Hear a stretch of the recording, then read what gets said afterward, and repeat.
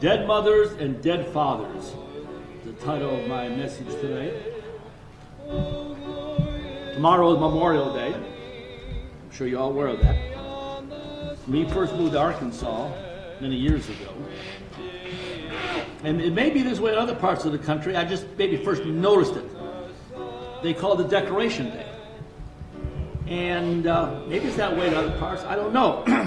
I've always known it as Memorial Day. But when we came here, people I knew referred to it as Decoration Day.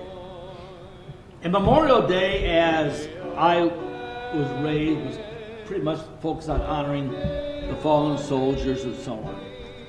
But when I moved to Arkansas, Decoration Day was just honoring all your forefathers and all the dead moms and dads and grandmas and grandpas went on before you. And so they called it Decoration Day. Now, a few months ago, Miro and I made a trip from here over to Yellville. And we normally follow the country roads all over there to Yellville.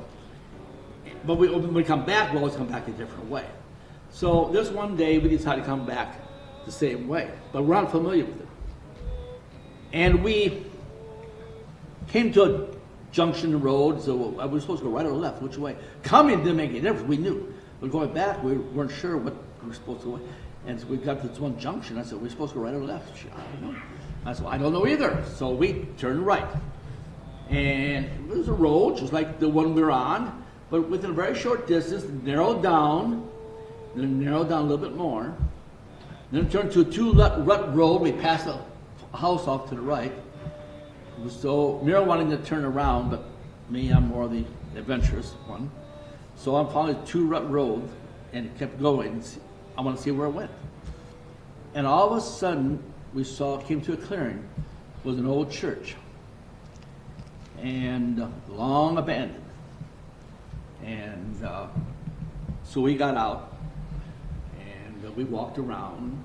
I thought it was pretty interesting. And next to this church was a small cemetery. And the cemetery, the last person, well, the cemetery, like a lot of old cemeteries, some were just a couple of rocks piled up with a marker, and some looked like maybe they chiseled a name into a rock. Some were a little more modern. But the oldest or the newest one that we'd find was about 1961 or 62. So it was even then 70 years old. In this old cemetery. And there is hundreds. It's an abandoned, it will be known as an abandoned cemetery. And unbeknown to me, I didn't realize this, but since then I found out there are hundreds of abandoned cemeteries in the country. Hundreds of small cemeteries, some even a little bit larger than small, in which there's nobody to care for them any longer. Have you always seen that sign quite often on the tombstones, gone but not forgotten? But the sad fact is, so often they are forgotten. Because all the people that cared about that person, all those gravestones there, at one time, people gathered around and weeping and crying because they placed a loved one into the earth. And a few feet over was another cemetery where maybe a few years earlier, 10 years earlier, somebody else did the same thing. But at some point, all the people who cared about that person, all their children and wives and brothers and sisters and grandchildren, all the people that cared about that person, they too died. So there's nobody around anymore who cared about that person. They are forgotten. And these cemeteries have become forgotten. And the people in them have become forgotten. And there's hundreds and hundreds of cemeteries that are just plain abandoned. There's nobody that cares any longer about the person who's laying in that grave. We read in Exodus 20, verse 12. Honor thy father and thy mother, that thy days may be long upon the land which the Lord thy God giveth thee. Honor their father and their mother. And what is the positive result? What is the purpose of that? Just to make mom and dad, grandma and grandpa feel good? The purpose of it was that your days may be long upon the land that is being given to you. And when we enter a period of time as we're entering now, when it looks like the land given to us, we're losing it. There's a reason why.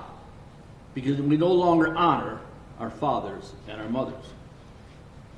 And it means more than just simply saying, yeah, I remember mom, I remember dad, or grandma and grandpa, they're nice people, we honor them.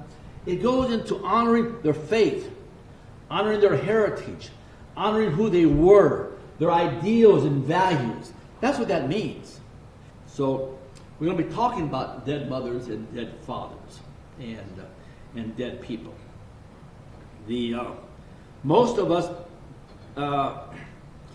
we don't deal with death very often. Most of us, maybe just on occasion when perhaps a parent dies or a loved one dies, but most of us doesn't deal with death.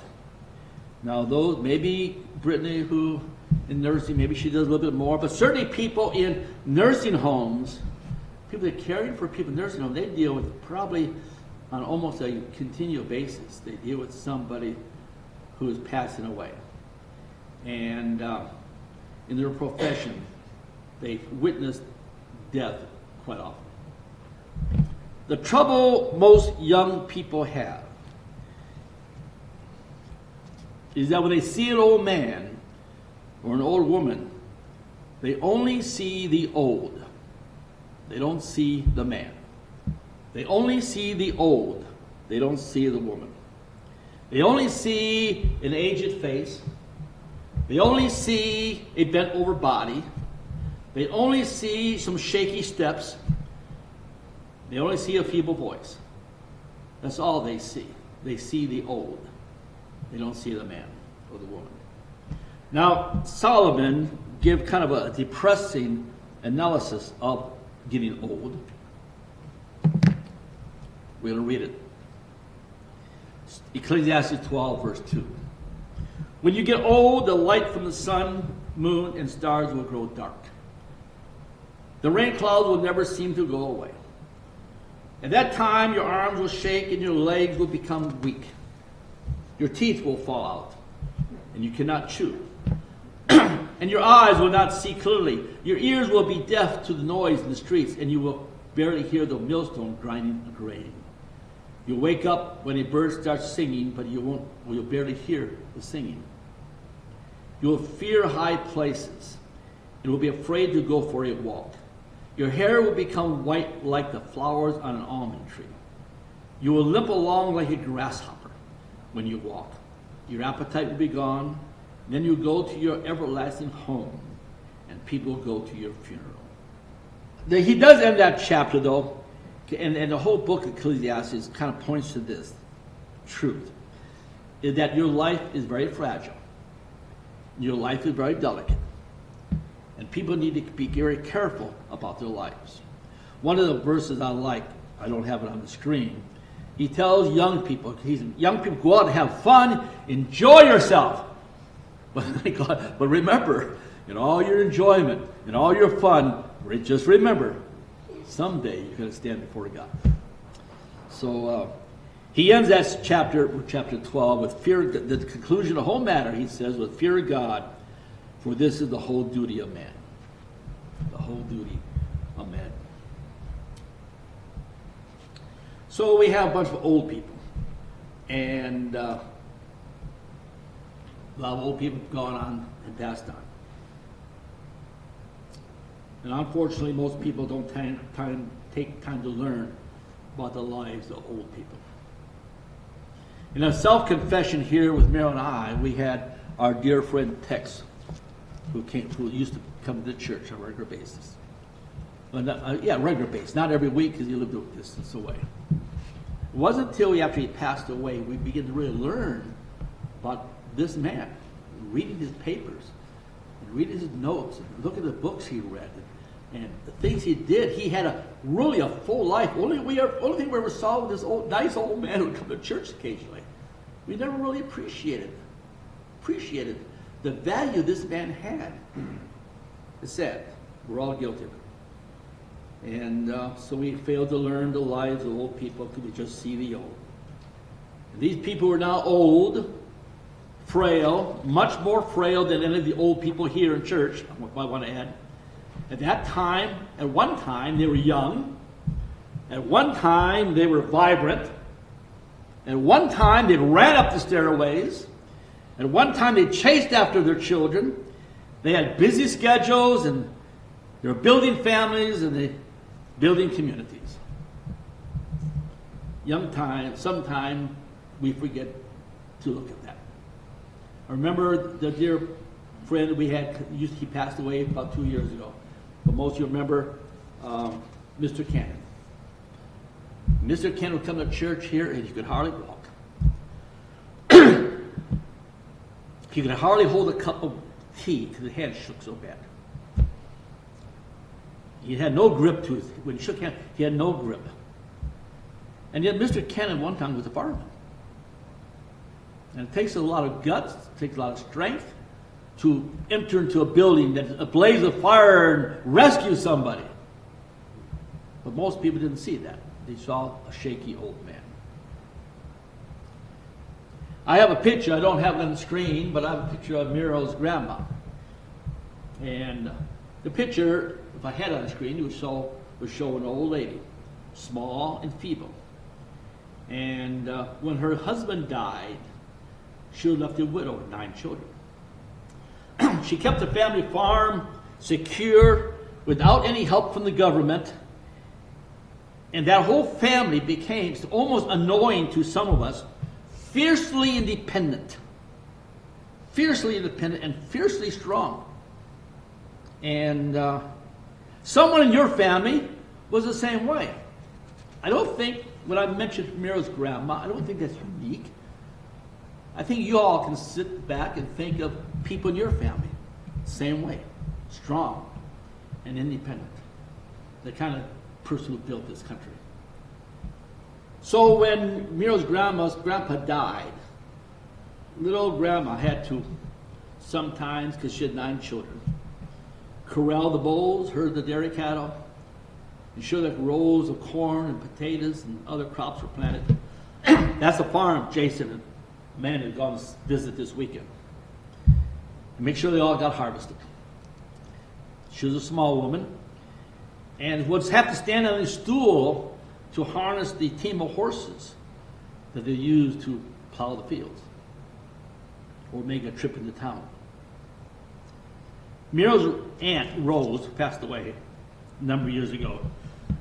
She wrote Miro this letter about Miro's grandpa.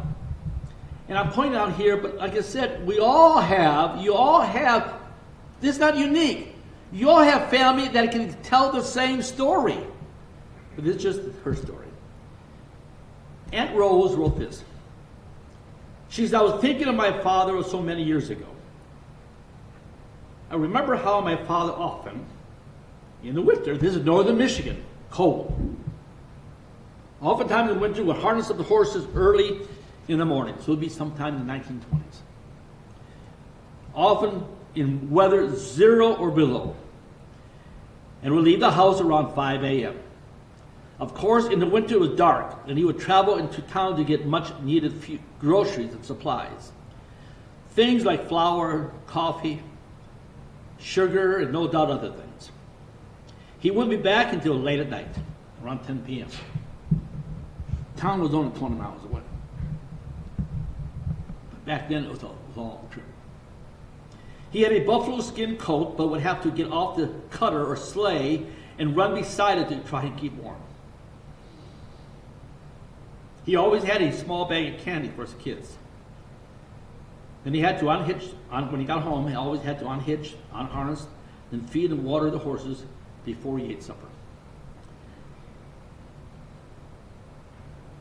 It is a shame that people today have so little understanding and appreciation for the endurance and strength of their forefathers. Her grandpa, Brendan Mill, never wrote a best-selling novel, Neither did your grandpa or grandma. He never made a hit record. He never won an Oscar.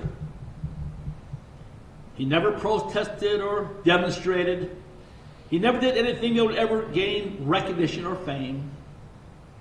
But he did what hundreds of thousands and millions of others over the years have done. He was faithful. He stood faithful to his faith, his heritage, his family, and his homeland. Mr. Brendan Mill, Muriel Grandma, and Mr. Cannon represent the kind of people who built America. These kind of people were steadfast, determined, resilient, decisive, indomitable, were faithful, and most importantly, were unbreakable. Yet too often today, they're often mocked and ridiculed by people like this. If these people here that we see on the screen, if they cannot be proud of their forefathers and mothers, then they should at least have the common decency to be ashamed of what they have become. It is sad when we see old people die.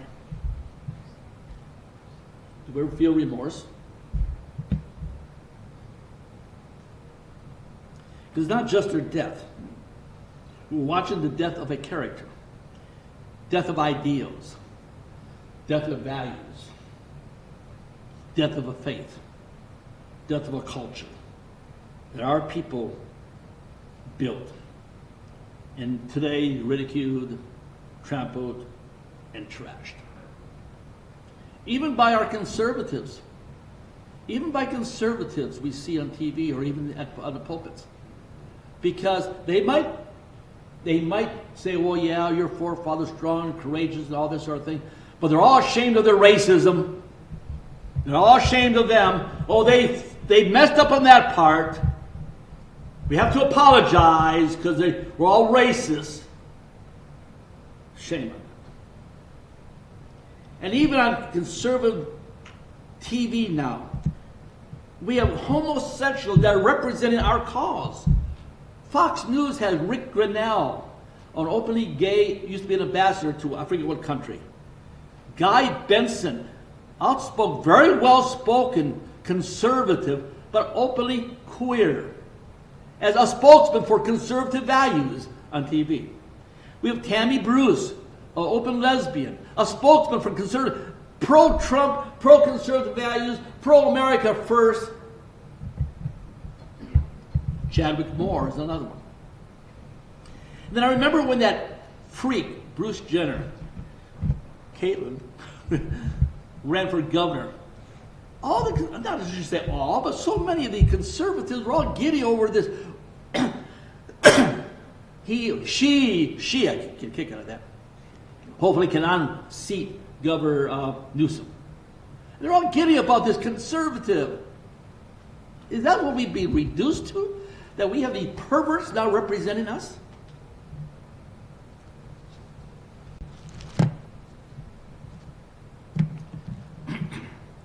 I want you to, for a moment, don't look at me, I want you to just look down your hands. I'm going to read you a story. Just look at your hands. Grandma, some 90 plus years, sat feebly on a piano bench. She didn't move, just sat there with her head down, staring at her hands. When I sat down beside her, she didn't acknowledge my presence. The longer I sat, I wondered if she was okay. Finally, not really wanting to disturb her, but wanting to check on her at the same time, I asked her if she was okay. She raised her head and looked at me and smiled. Yes, I'm fine, thank you for asking, she said in a strong voice.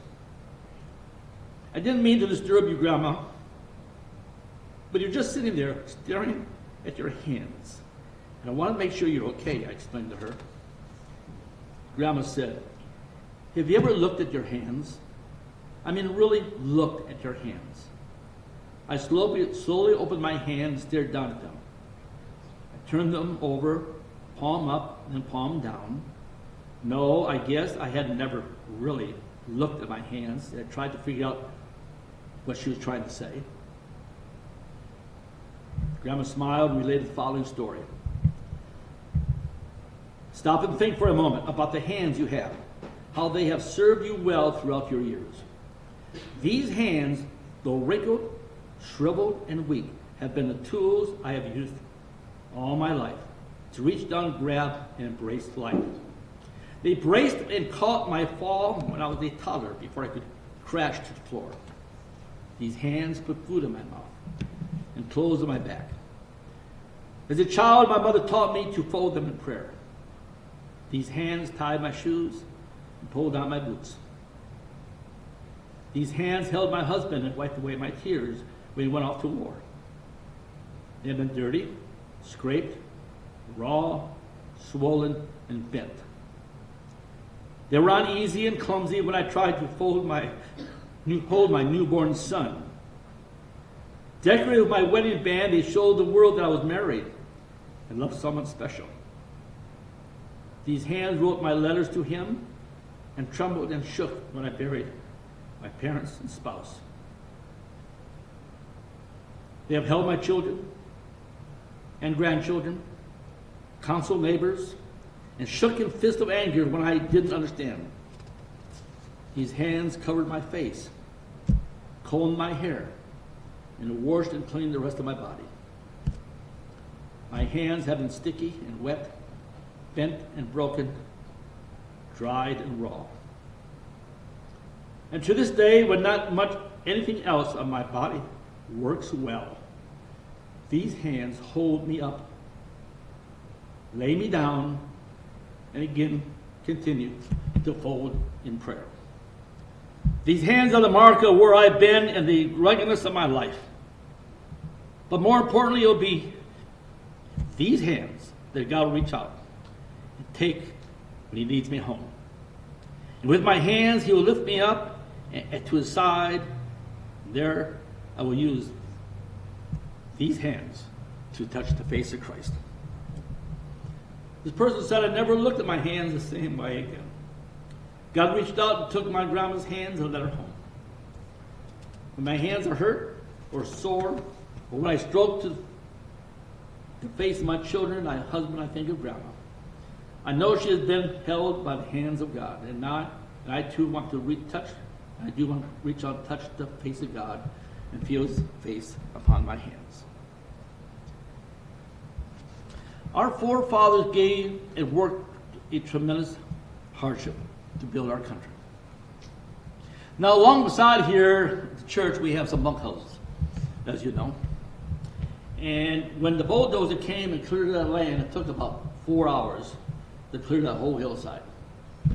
And our forefathers didn't have bulldozers, and while we sat back on the porch watching them clear the guy clear the land, drinking iced tea, Miro's grandpa and others like him didn't have bulldozers to clear the land. They had to do it by hand.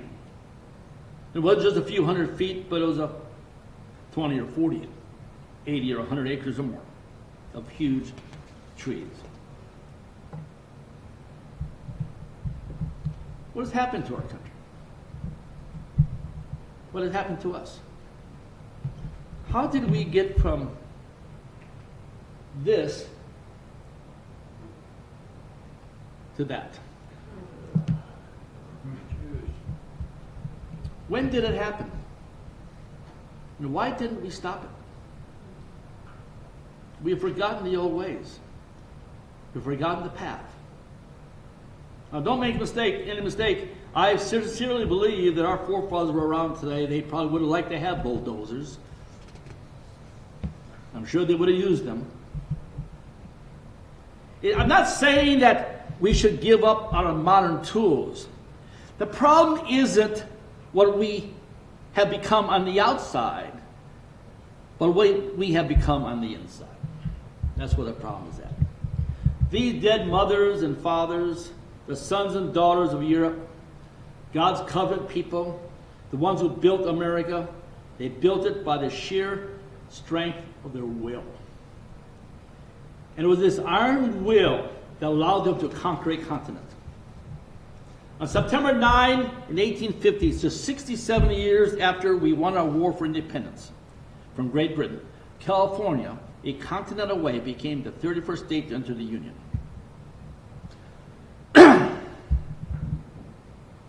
In 1851, a young family named the Ottmans were traveling through Maricopa County, Arizona. They had 7 children with them, ages 1 through 17. They found themselves, you ever been to southern Arizona, it's very arid, and they're driving along through the Sonoran Desert on their own. They're 90 miles east of Yuma, banks of the Gila River. I've been there, I know what it's like. And suddenly, renegade Indians came upon them and murdered all but 3 of the children. The one boy, 15, they thought they had killed and left him for dead. When he came to, he could not find, he found all the bodies of his family except 2, his 2 sisters, 14-year-old Olive and 7-year-old Marianne. They were nowhere to be seen. Badly injured, Alonzo walked to his settlement and had his wounds healed. What happened to Olive and Marianne? The Yavapas Indians had taken the sisters, very much alive, to their village about 60 miles away, along with selected prizes for the Ottman wagon. Tied with ropes, the girls had been made to walk for several days through the desert, which triggered serious dehydration and weakened them in general. When they asked for water or rest, they were poked with sticks and forced to keep walking. Once they reached the Yavapai village, the girls were treated as slaves, made to forage for food and firewood. The tribe's children would burn them with smoldering sticks while they worked. They were often beaten. The girls, Olive later said, were sure they'll be killed. This is reported by the oldest sister, Olive. Traded to another Indian tribe about 2 years later, 9-year-old Mary Ann died. 5 years after the capture, Olive was freed. But she was scarred emotionally and physically for the rest of her life.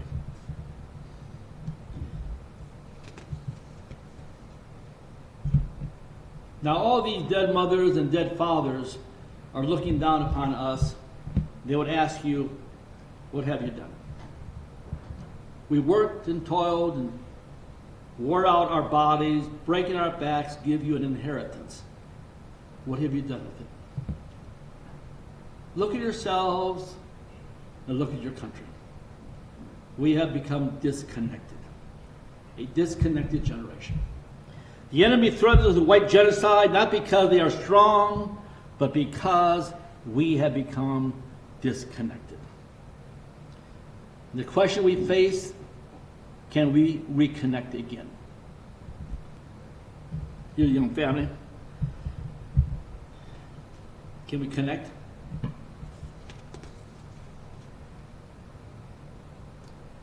Who are these people? It's just a picture I found on the internet. Who are they? Who are these people? Did she cradle a young baby, a sick baby in her arms? Look at her face. Is that her husband? Or maybe it's her brothers. Maybe her husband had died. We're traveling to the home in the west. Maybe he was killed by Indians. What does she have to leave behind? What does she have to dump along the trail? Where did she come from? Was she a German immigrant? Was her home back east somewhere, New Jersey or Maine or Virginia? What was it like? Will she ever see her family again? Look at her. Did she have help? Did she, when the wagon was going down those steep hills, they had to skip, did she have to get out and help keep the wagon from tipping over as going down the hillside? They didn't have the roads. How many times did her husband apologize to her for bringing her to this deserted place? Look how tiny she is.